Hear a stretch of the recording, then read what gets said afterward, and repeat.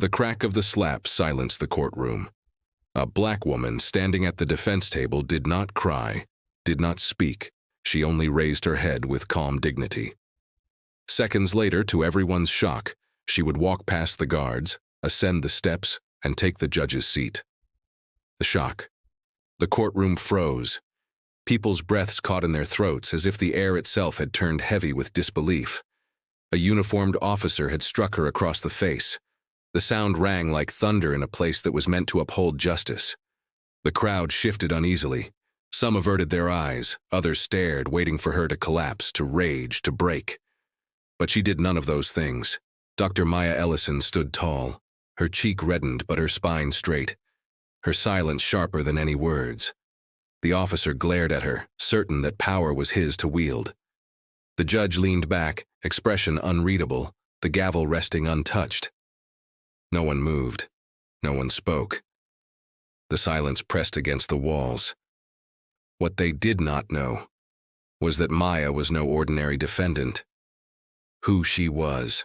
Born into a family of teachers and veterans, Maya had been taught from childhood that dignity was not something given, it was something carried. Her father, a decorated soldier, had come home scarred but unbroken, his hands trembling from battles that raged long after the war ended. Her mother, a nurse, smelled of antiseptic and compassion, her arms weary but always open. Maya carried both her parents within her, her father's unshakable resolve, her mother's endless empathy. She became a lawyer, then a professor, and finally, one of the youngest federal judges in the state. But she had come here undercover, not in robes of power, but as a silent observer of injustice. For months she had received letters, whispers of corruption in this very courthouse. Defendants silenced, families ignored, rulings written before trials began. Maya had chosen to walk into this den, not as a judge, but as a woman the system believed it could trample. And now, the test had come. Backstory of loss. Her choice was not without cost. Years earlier, Maya's younger brother had been accused unjustly, his dignity stripped before a jury that never saw him as human. She had sat in the gallery, heart pounding, as the judge dismissed evidence, as the prosecutor painted him as guilty before he spoke a word. When the gavel fell, her brother's freedom was gone. The weight of that injustice had nearly destroyed her family. She vowed it would never happen again, not to her, not to anyone she could protect. She studied late into the night, her fingers ink-stained, her eyes burning from exhaustion. She whispered her brother's name with every oath she swore to the law, and when she finally ascended to the bench, she carried him with her in every ruling. But some battles cannot be fought from a distance. Some must be entered in silence, disguised, waiting for the right moment to reveal the truth. The conflict. The officer's slap was not just an insult. It was a symptom of a deeper sickness. Power had been twisted into cruelty. Authority had been confused with domination. The crowd's silence was the loudest betrayal of all. Maya did not shout. She did not demand apologies. She simply turned her eyes toward the judge's bench, her calm gaze holding more power than anger ever could. The prosecutor shifted uncomfortably. The clerk fidgeted. Even the officer, chest puffed in arrogance, found his confidence faltering under her steady silence. And then, it happened. The power shift. The side doors opened.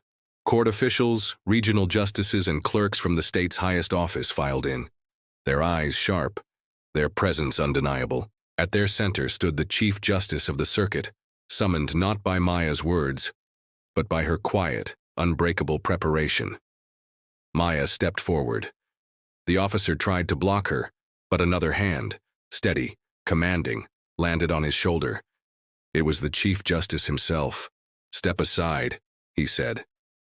Maya ascended the steps, each one deliberate, each one echoing with the truth that had been hidden. She walked past the gavel, turned, and sat in the judge's chair. Gasps filled the courtroom. The officer's face drained of color.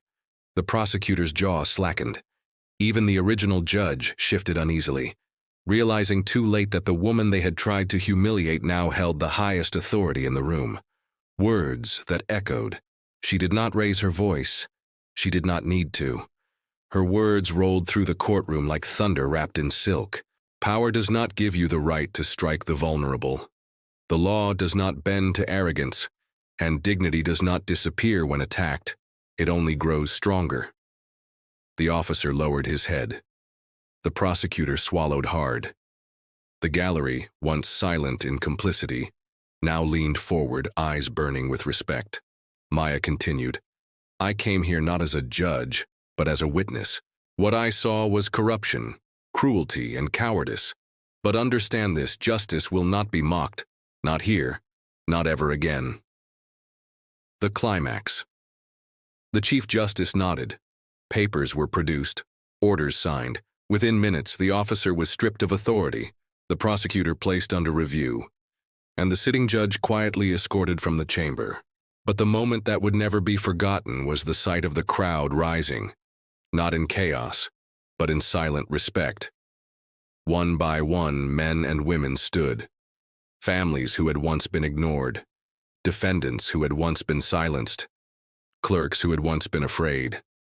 They stood not for a robe, not for a title, but for a woman who had shown them that silent strength can topple the loudest injustice. The resolution. In the weeks that followed, reforms swept through the courthouse. Cases were reopened. Families received apologies. Transparency replaced secrecy. And in the town square, a quote from Maya Ellison was etched into stone. "Dignity does not beg, it endures, and in enduring it conquers." She continued to serve not as a judge behind marble walls, but as a reminder that justice is not a gift from authority. It is a right carried by all. Iconic quotes from the story. Power does not give you the right to strike the vulnerable. Dignity does not beg. It endures, and in enduring, it conquers. Justice will not be mocked, not here, not ever again. This story reminds us, true justice does not shout. It does not boast. It stands quietly, unbroken, even when struck. Silent dignity has the power to expose corruption, awaken courage, and transform silence into respect. Where are you watching from? Do you believe strength is found in silence or in words? Share your thoughts in the comments, and subscribe for more cinematic stories that honor unseen battles and silent heroes.